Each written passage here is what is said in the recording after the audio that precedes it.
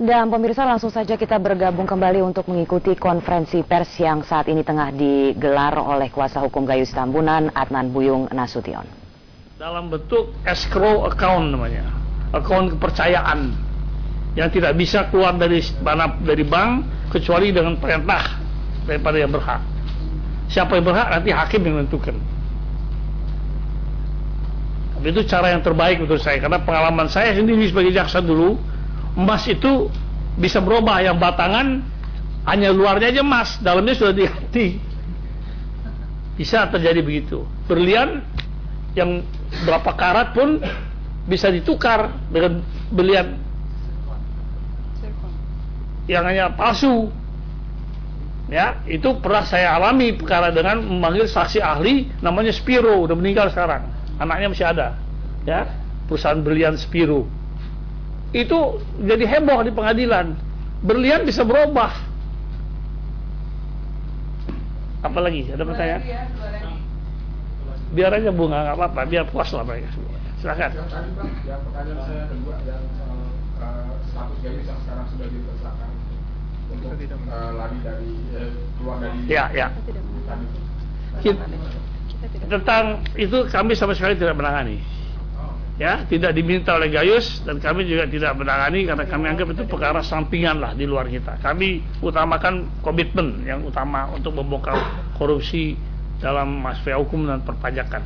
Memang itu kalau dilihat mafia, bicara mafia hukum ya salah satu bentuk yang kecil, paling yang kecil lah katakan, ya relatif kecil soal dia ke sana. Tapi seperti saya katakan tadi, belum tentu uang saja loh ini. Ya, berkali ada masalah lain di balik uang juga, ya, koneksi atau ada decking dari atas. Saya betul-betul kasihan kalau hanya 9 orang atau 8 orang, 9 orang. Sebab yang keluar bukan Gayus saja, yang lain juga bisa keluar.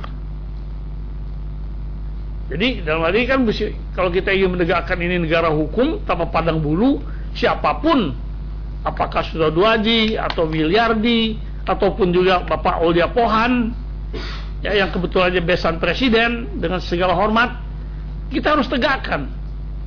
Apa sebabnya?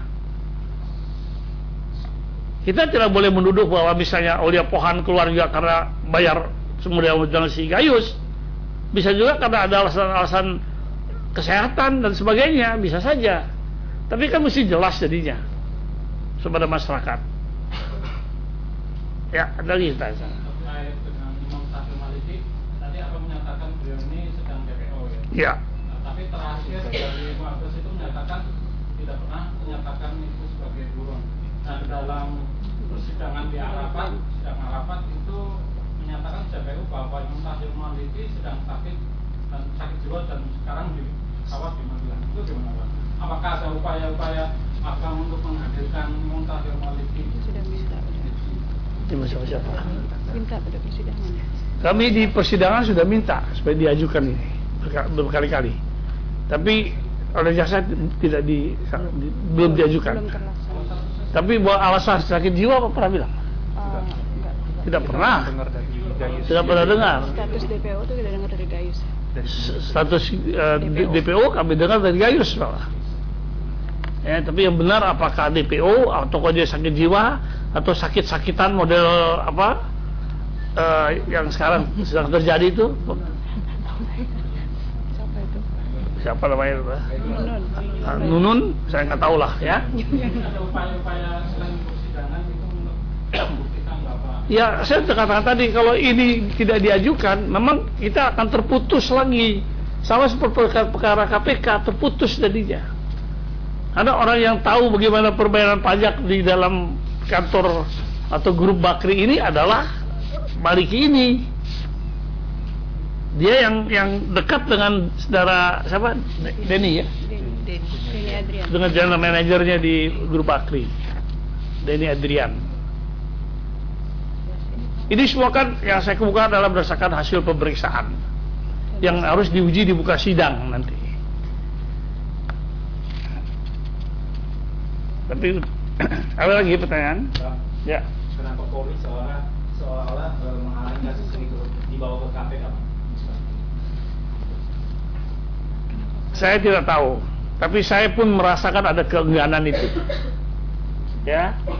Dan Satgas pun tidak mampu, terus terang. Karena saya minta pada Satgas dalam hal pemeriksaan terhadap Haposan yang jadi pengacara utama dan jadi otak dari banyak permainan di dalam ini. Kalau kita lihat dari jalannya cerita dalam berkas itu, Haposan tidak boleh diperiksa oleh polisi. Saya minta supaya diperiksa oleh KPK.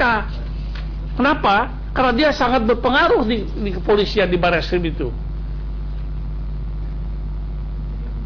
Dia telah banyak menanam, katakanlah, budi baik.